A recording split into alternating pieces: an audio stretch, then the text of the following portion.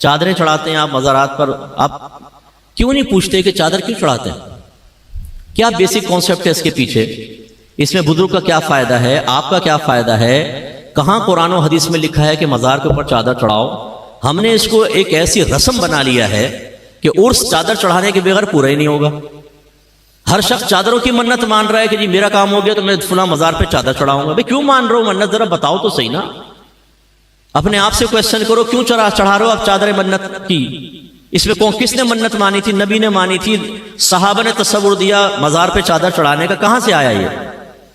کچھ نہیں پتا، بس لوگ کر رہے ہیں تو ہم بھی کر رہے ہیں۔ اس سے ہماری نوجوان نسلوں کو، ان بچوں کو کچھ پتہ نہیں ہے یہ چادر چڑھانے بھی کوئی عبادت ہوگی، کوئی عبادت نہیں ہے، مستحب تک نہیں ہے۔ اب اس دور میں تو مستحب بھی نہیں رہا۔ ایک دور تھا کہ جب قبرستان عام بنا دیے جاتے تھے، اس میں کسی عالم کی قبر ہے، کسی نبی کی قبر ہے، فرض کر لیں صحابہ کی ہے، تو لوگ ادب سے دور ہونے لگے، تو وہ قبور پہ چڑھ رہے ہیں صاحب، تو وہ جو اشرف القوم کی قبر ہے اس کی بھی بے حرمتی ہو رہی ہے، تو بھئی چلو ایک کپڑا ڈال دو یار، تاکہ فرق تو ہو جائے، آنے والے کو پتہ چلے کسی بزرگ کی قبر ہے دوسری، تو ایک چادر ڈال دی ادھر۔ بس یہ بیسک کانسیپٹ تھا۔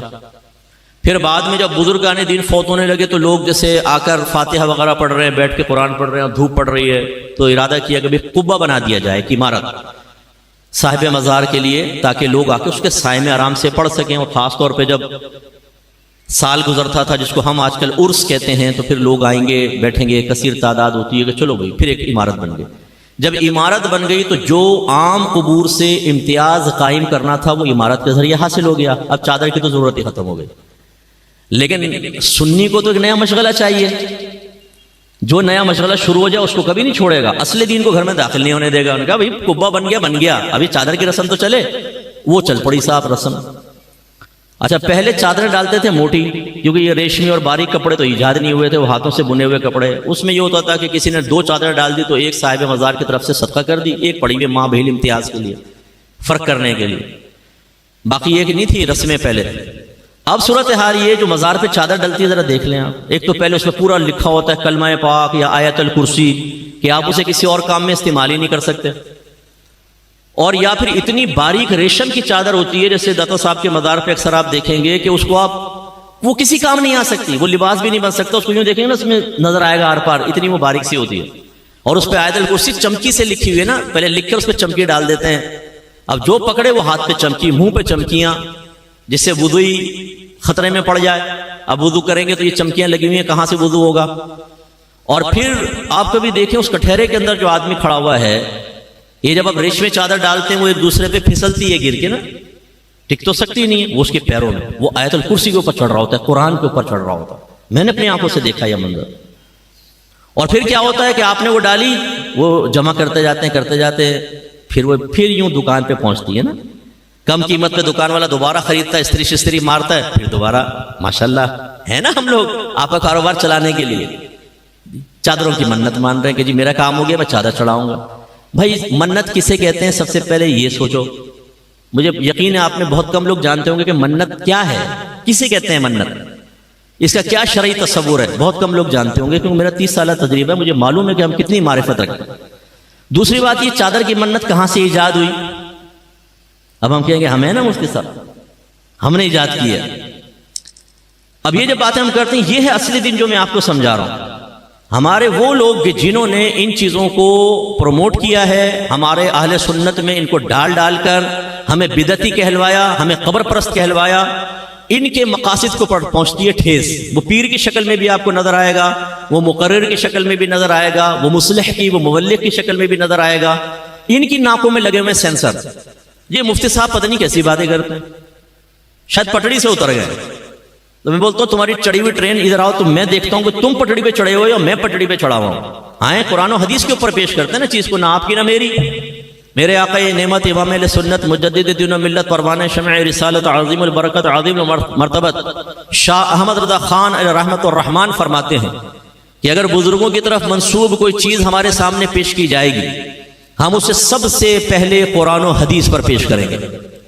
اگر اس کے مطابق ہوگی تو قبول کریں گے، اگر اس کے خلاف ہوگی تو ہم یہ کہیں گے کہ یہ ہمارے بزرگوں نے نہیں کیا بلکہ نفس پرستوں نے یہ کام کر کے ہمارے بزرگوں کی طرف منسوخ کر دیا۔ یہ میں تو نہیں کہہ رہا ہوں، پڑھیں ذرا فتاوی رضویہ۔ اچھا یہ بھی ایک میرا درد ہے بہت بڑا جی کنزُل ایمان پڑھیں، بہترین ترجمہ قرآن ہے، بہترین ترجمہ قرآن. اس سے کان میں پوچھو تو نے پڑھا کبھی کنزُل ایمان پورا؟ نہیں، آج تک نہیں پڑھا ہوگا، آج تک نہیں پڑھا ہوگا. خود کنزُل ایمان پڑھا نہیں ہے جی، پڑھے بہترین ترجمہ قرآن. واقعی وہ بہترین ہے، لیکن پڑھو تو صحیح بھائی. اعلی حضرت قاطع بدعت تھے، بدعت کا قلع کما کر دیا.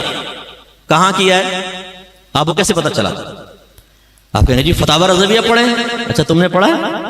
آپ میں سے بہت سے ایسے ہوئے جنہوں نے آج تک فتاوی رضویہ کو ہاتھ میں لے کر نہیں دیکھا ہوگا، شکل ہی نہیں دیکھی ہوگی فتاوی رضویہ کی کہ کچھ ہے یہ بھی. یعنی ہم لوگ بالکل بس وہ رسم کے پیچھے لگے ہوئے ہیں. ہمارے اکابرین نے جو باتیں بیان کی اس کو فراموش کر چکے ہیں. آج نعت خان ہمیں دین سکھائے گا، آج یہ پیشور مقررین ہمیں دین سکھائیں گے. ان کے پیچھے ہم چلنے کے لیے تیار ہیں، اور پورا مسئلہ کہ اہل سنت ہم نے بدنام کر کے رکھ دیا. ایسے دھمال شمال مزاروں کے اوپر کوئی تصور نہیں ہے، ڈھول ڈھمکوں کا کوئی تصور نہیں ہے. آپ کو اگر بٹھا کر آپ کے کان کے پاس دھن دھن دھن دھن ڈھول بجایا جائے، بتائیں آپ خوش ہوں گے کہ تکلیف ہوگی؟ زور سے بولیں. اور آپ صاحب مزار کے پاس دم دھڑم دم دم دھڑم دم دم دھڑم دم. اور ہمارا عقیدہ ہے کہ مرنے کے بعد بھی جو عام مردہ ہے نا وہ بھی تمام بات سنتا ہے. میرے آقا صلی اللہ علیہ وسلم نے ارشاد فرمایا جب تم مردوں کو سلام کرتے ہو وہ اس کا جواب دیتے ہیں، لیکن تمہیں اس کا شعور حاصل نہیں. اس لیے نبی کریم صلی اللہ علیہ وسلم جب قبرستان جاتے تھے تو کیا فرماتے؟ دعا کیا ہے؟ السلام علیکم یا اہل القبور، اے قبر والو تم پر سلامتی نازل ہو. یہ نہیں فرمایا السلام علیکم یا اہل القبر، یہ صرف سامنے قبر والا سن رہا ہے، نہیں، قبور جمع کا صیغہ استعمال فرمایا، تمام قبور والو تم سب کو سلام. اس کا مطلب ہے میوہ شاہ قبرستان کے ایک کنارے پہ کھڑے ہو کر جب آپ یہ دعا پڑھیں گے ہر قبر کے اندر آپ کے سلام کی آواز پہنچے گی. اتنی سماعت تیز ہو جاتی، اور وہ جواب بھی دیں گے. تو پھر صاحب مزار جس کو اللہ تعالیٰ نے عام لوگوں سے زیادہ روحانی طاقت عطا فرمائی، وہ تو کہاں تک سنتے ہوں گے. اور ان کے کان پہ کھڑے ہو گئے آپ دھم دھم دھن دھن ڈھول بجا رہے ہیں. اس سے ان کو راحت سکون ملے گی کہ تکلیف ہوگی؟ میں ایک دفعہ پڑوسی ملک میں گیا، ایک مزار پہ حاضری کے لیے پہنچے. وہ بتایا جی علاقے کے بزرگ ہیں. میں نے کہا چلیں جی سعادت حاصل کروں میں. اب میں آرام سے فاتحہ پڑھ رہا ہوں، اچانک پیچھے سے ایک دم دھوم زور سے کسی نے ڈھول پہ مارا. میں اچھل گیا ایک دم، یہ کیا ہوا بھائی؟ اور پھر دم دھڑم دم دم دھڑم دم دم جالی لگی ہوئی تھی. میں نے اس میں دیکھا یہ راز کیا ہے. پتہ چلا دو اتنے بڑے بڑے ڈھول، شاید دیوار سے لے کر یہاں تک ایک ڈھول، پھر دو ڈھول، اور دو آدمی کھڑے ہوئے لمبے لمبے ڈنڈے ہاتھ میں، دھڑم دھڑم دھڑم. اب میں نے پوچھا بھائی اس میں کون سے اصالے ثواب کا راز پوشیدہ ہے جو فقیر کو آج تک پتہ نہیں چلا؟ یہ دھم دھم کرنے سے بزرگ کو کیا فائدہ ہوگا؟ اور زندہ آدمی اچھل گیا تو ہمارے بزرگ کا حال کیا ہوگا؟ یہ تم تکلیفیں پہنچاؤ بزرگوں کو، ایجاد کر لی صاحب ڈھول.